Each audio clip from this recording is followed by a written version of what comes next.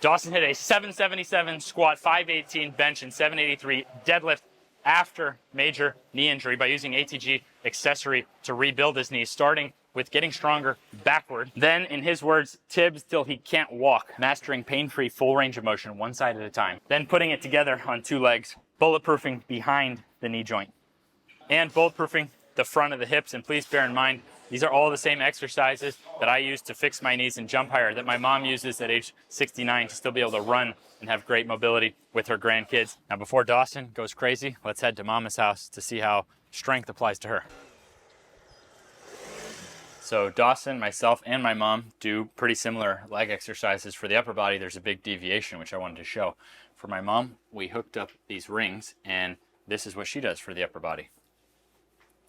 Well, I start out very easily, and I can get a full stretch there, full range of motion, and I go back a bit, and I do it again, full range, go back.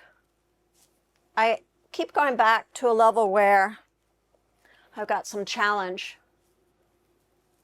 I find just the right spot. That's a good spot for me. It's so good to stretch out, spending the day at the computer. Oh yeah. Feels amazing. It does, actually. It feels really good. And then right from the same setup, she works the opposing muscles. So here again, I start at a very easy spot and then work into it. Okay, I can do that easily, okay. Go back, full range. So she doesn't have to have a dumbbell set, barbell set at home. She can have these rings, and for her purposes, this gets the job done, gives her full range of motion strengthening for front and back. So in our zero programs, this is actually the first thing we advise if you want to start adding upper body training, is start mastering just your own body in both directions, full range of motion. So I thought this would be fitting for this topic since we have Dawson here, a world-class powerlifter. All right, let's head to HQ. Dawson Windham in the house, came down from South Carolina. Dawson had a pretty gnarly knee injury. We got in touch 2-3 years ago. He has now squatted 777, benched 518, deadlifted 783. And we're going to look at exactly how he applies ATG. He's leading the way as a powerlifter, helping others in the powerlifting community. You take it away, brother. Show me what you got. Help these powerlifters. My number one accessory when I first injured my knee was sled, because it was low impact enough for me to do, due to the fact there's no negative. There's you're walking backwards, so the knee doesn't take a lot of stress. But you get a lot. Live training for you. You get a lot of blood into those legs though, and you can load it up pretty heavy, and it's pretty low impact. You sit back into it. Yeah. Like I'm doing a wall sit. Oh yeah. And try to get some good bend in my knees. So he's driving this as more of a maximal exercise. Awesome. Awesome. It's a way for me to train my quads really hard without taxing my knees very much. So whenever I'm not squatting heavy and I want to train my legs without destroying myself, this is one of the best ways to go about it. There's no weight coming down on him. So a sled, you simply recover a lot faster. So the same thing, it's really interesting, the same thing that so many of you are helping grandparents with, many of who write in 60s, 70s, even 80s, going backwards, he's applying the same concepts to powerlifting, just with greater intensity and load. Good job. Thank you. Good job. I do it. I come into the gym each day. First thing I do, if you see me answering your message, odds are I probably answered it backward or on the seated tib. So this varies in resistance. I get on here until I'm smoked. But notice for me, this is more getting that basketball positioning. And then I use further exercise to get deeper into the knee. So he's using the same concept. No matter how much weight is on here, it can't break you down the same way. So you can do it more often. So this was the first thing he really used to heal from that knee injury. What did you do next? Next, it's probably tibia raise. Yep. Where do we put the slant board? Right here? Yeah, let's get around here. There's numerous ways I did them. This is probably my favorite right here because it increased the range of motion some. I really try to make sure my knees are locked. I flex my calves at the bottom, make sure I'm getting a full stretch, and I come all the way up. That's outstanding. I don't advise going back too high on the board. You don't want it to tip over, but yeah, you don't want it to tip over. But it's amazing how much tougher this makes it. Like this is an elite tibialis raise. So in your words, I asked him, we're going through what he does, and I'm like, so what's your tibialis protocol? I go until I can't walk. I go until failure there. I get rid of Literally, it. like goes till he can't walk, goes to failure. I go to failure here. And once I can't do these anymore and I can no longer lift my foot off the ground, I back it up and I go to failure again. I can hit a triple drop set without ever even changing the weight, just by changing the variation of the exercise. That's freaking awesome. And he's doing that with just his body weight or wood. We made this with Sorinex, so I have the luxury of being able to come in here, still catching up. So I do the backward treadmill, get in here. But look at what he's using. Dawson's using sled. That's actually like a simple tool if you think about it. Mm-hmm. And then slant or just body weight on tibia raises. So it's actually not a big barrier of entry to get working on No it. barrier entry. Yeah. If you own a sled, you're able to do it. Yeah. And they're $50, $60 on Amazon. You can get a sled very cheap. Or just walk backwards on a treadmill if that's not accessible the same way you were. Great point. You can use the treadmill at the gym that's not turned on, and if you turn around against it, it might have some inherent resistance, and you can get that pump backward. That's why we made a backward treadmill, because it costs like 1/10 as much as getting a brand new treadmill. And because for our purposes, we're trying to get strong. So ours has variable resistance, so it's better for the purpose of resisted backward, but you could probably use your gym's treadmill right now and do that. Now, one thing about Dawson, for being a powerlifter, he has a remarkable full range of motion split squat. So I'm going to challenge you. Let's get a side angle so they can really see it here. Incredible range of motion for a power lifter. I think these helped build my quads up and my knees up a lot so that I had confidence in the squat, so that I could train my squat hard and heavy without worrying about knee pain. This is the same knee I had surgery on, and I can do this with no warm up on this knee. It's actually probably my better knee for split squats at this point. I personally don't try to keep my heel down too much when I do these. I could if I cut the range of motion some, but I prefer having it all dumped on my knee. This is more of a knee exercise. Raising the heel. Exercise is neither good nor bad. It's where, once you master exercise, you realize there's no bad motion. Mm-hmm. It's how you master it. Mm-hmm. And so more heel elevation equals more of a knee exercise. Mm-hmm. Heel down equals more of an ankle. And ankle. He's already getting a lot of glute, and he doesn't need, like, for his sport, he doesn't have to, like, the ankle doesn't have to bend super far. Not that he couldn't have that quality, but this is more for him. Lifting that heel gives him more knee I feel like it dumps it more on my quad, and it gets my knee to decompress and to open up more. And I feel like getting blood flow through my knee in that way helps me recover for squats a lot better. I do love using the slant board for these as well. In this way, I can do them to keep my heel down, and I stay a little more upright. And it probably does hit the VMO a little more. I do them in all kinds of ways. I love doing them with a barbell. I've done them up to probably 175 or 2 is my best ever. I love loading them.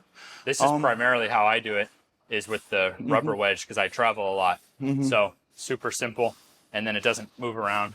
So I tend to use the slant for squats and this for split squats. It's less in the way too. Yeah, and you had some good pointers as well on using this as accessory on your squats, like actually squatting on the slant. For goblet squats, or if you want to do like a high bar or a front squat, this slant board is one of the best exercises due to the fact that you stay so upright and you're getting some artificial ankle mobility.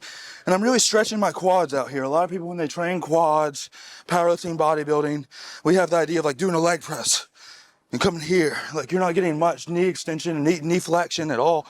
Where if you come to an exercise like this, boom, that knee is completely flexing. Think about the function of the quad is to extend the knee. I'm getting far more extension here on an exercise like this. So I'm getting far more quad on an exercise like this than someone would get on like a high foot placement leg press or another accessory like that. And it also is very specific to the squat itself. And for just the law of specificity, I feel like it'll carry over better due to that. You could do goblets, you could do a front squat, you could do a high bar, any of them on the slant board. No correct rep range, and just go hard. Dump it all into the knees, let them adapt. Yeah, the common theme here is that he has his competition lifts, and he studies those and trains them masterfully. We do the same thing with jumping. That's already a lot of force. The illusion is that the training would then have to only look like what the competition is, when in fact, where you have the most room to bulletproof is probably going to be outside of those ranges. Outside the box. So yeah. like for me, the fact of being able to play basketball and like when pressure goes in the knees, that I can handle that without pain, that I can do this kind of stuff without my knee hurting, that's what makes basketball just a joy. Having that bulletproofing, so then when I'm in the game, I'm not thinking about my knee. And you can just play the game. I'm thinking about what I'm doing. So it may look extreme what he's doing, but we'll also throw up on the screen my mom in her stairwell doing split squats. So the same things that he's doing to bulletproof for powerlifting, that I'm doing to bulletproof for basketball, my mom and other people in their 60s, 70s, 80s are doing backward, tibialis, To bulletproof for full life. range of motion, split squat. He's just taking these to much higher levels to bulletproof for much greater force, just as I have to for basketball. Now, from there, that would seem like enough, but there's something about training these flexor areas too, the knee flexion and the hip flexion. flexors. And he's freaking impressive on these. So let's see this Nordic at what, 240 pounds? Yes, sir. 240 Woo! pounds I've done on Nordics. the Nordic. I've done Nordics with a weighted vest before. What you got? 25 pounds. I can What do you this got? all day, man. Holy They're not shit. even hard. 240 pounds. Crazy strong behind the knee. Wow. Now you've been working on this for a while. You said you had to start with like go through your Nordic journey. Oh man, I started probably. I started doing it with a barbell because I didn't have a Nordic bench. So that means he would have to set up a bar I put a pad on the bar. with a bunch of weight and a squat pad. I had to load about 600 pounds on the bar, just keep it there. I had like an exercise ball, and I would use it as a stopper, and I would stop probably here and return, and over time I slowly used the lower stopper.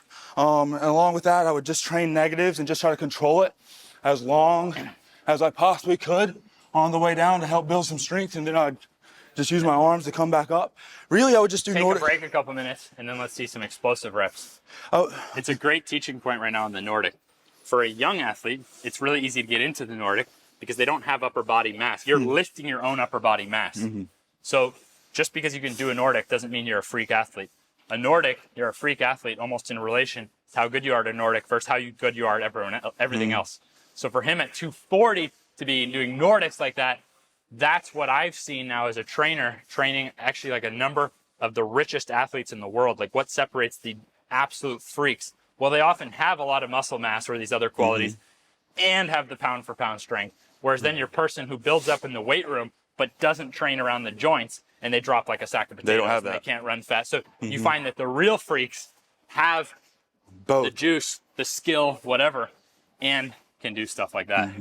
So I'm letting him get a little rest. These are fast twitch muscles, and I want to see him go like a real explosive set. You want to see an explosive set? Yeah. How many you want, coach? So I was just going to show a tip here that until you have a full bench, I advise just working the tension the way down. Like this is our back extension, and I can work on that tension and build up.